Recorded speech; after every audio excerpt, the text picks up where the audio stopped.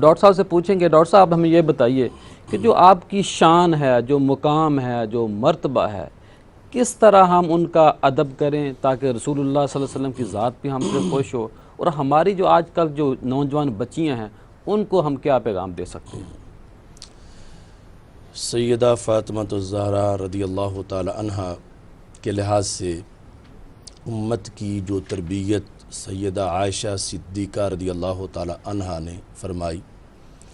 آج پوری امت کو عقیدت سیدہ فاطمہ رضی اللہ تعالی عنہا کا درس اس سے لینا چاہیے۔ سیدہ عائشہ صدیقہ رضی اللہ تعالی عنہا سے پوچھا گیا کہ ای الناس احب الی رسول اللہ صلی اللہ علیہ وسلم، کہ تمام لوگوں میں سے رسول اکرم صلی اللہ علیہ وسلم کے نزدیک کون سی شخصیت سب سے زیادہ پسندیدہ ہے؟ تو سیدہ عائشہ صدیقہ رضی اللہ تعالی عنہا نے فرمایا فاطمہ، کہ سیدہ فاطمہ رضی اللہ تعالی عنہا رسول اکرم صلی اللہ علیہ وسلم کے نزدیک محبوب ترین شخصیت ہیں۔ یہ مستدرک للحاکم میں امام حاکم نے اور اس طرح امام طبرانی نے اس کو ذکر کیا۔ پھر پوچھا گیا کہ مردوں میں سے کون؟ تو آپ نے فرمایا زوجہا، کہ سیدہ فاطمہ رضی اللہ تعالی عنہا کے شوہر نامدار حضرت سیدنا علی المرتضیٰ رضی اللہ تعالی عنہ رسول اکرم صلی اللہ علیہ وسلم کے نزدیک مردوں میں محبوب ترین شخصیت۔ ایسے ہی اب اس سے ہی امت کو سمجھنا چاہیے کہ ادب کتنا ہونا چاہیے۔ میں نے ایک جگہ امام شافعی رحمۃ اللہ علیہ کا یہ قول پڑھا کہ عمومی طور پر جب ہم وہ حدیث سرقہ والی بیان کرتے ہیں، عدالت مصطفیٰ صلی اللہ علیہ وسلم کو بیان کرتے ہوئے، تو چونکہ لفظ ہیں حدیث میں کہ اگر میری بیٹی فاطمہ ایسا کرتی تو میں یہ اس طرح، اس پر امام شافعی رحمۃ اللہ علیہ نے یہ فرمایا کہ جس کو امام تاج الدین سبکی نے ذکر کیا کہ یہاں پہنچ کر بندے کو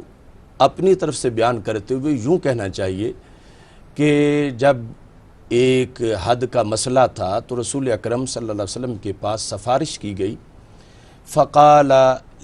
لامرأۃ، نبی اکرم صلی اللہ علیہ وسلم نے ایک خاتون کے لحاظ سے کہ جن کی بہت بڑی بلند شان ہے ان کے لحاظ سے سرکار نے قال یہ فرمایا کہ اگر وہ بھی ایسا کرتی تو یہاں پھر بھی میں حد نافذ کرتا۔ تو یہاں پر انہوں نے لکھا کہ سرکار تو چونکہ باپ ہیں سیدہ فاطمہ الزہرا رضی اللہ تعالی عنہا کے،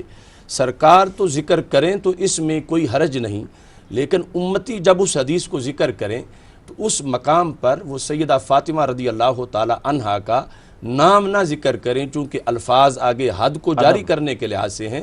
تو اس لیے یہ ایک کنایے کے لحاظ سے کہ رسول اکرم صلی اللہ علیہ وسلم نے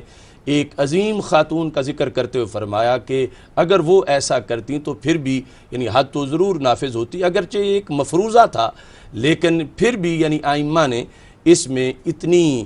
گہرائی میں جا کر یہ لکھا کہ یہاں ہمیں ذکر کرتے ہوئے لفظ چوری کی نسبت ان کی طرف کرنا جائز نہیں، اور ان کا نام لے کر پھر اس طرح اس کو بیان کرنا درست نہیں۔ جن کا منصب ہے وہ بات کریں، ہمارا منصب یعنی ہم اس کو، چونکہ مقصد تو ہے وہ تعلیم آگے پہنچانا کہ حدود ضرور نافذ ہوگی، ادب پہلا کریں۔ جا تو اس طرح آپ نے نبی اکرم نور مجسم صلی اللہ علیہ وسلم کے ان الفاظ کے لحاظ سے بھی یہ ائمہ نے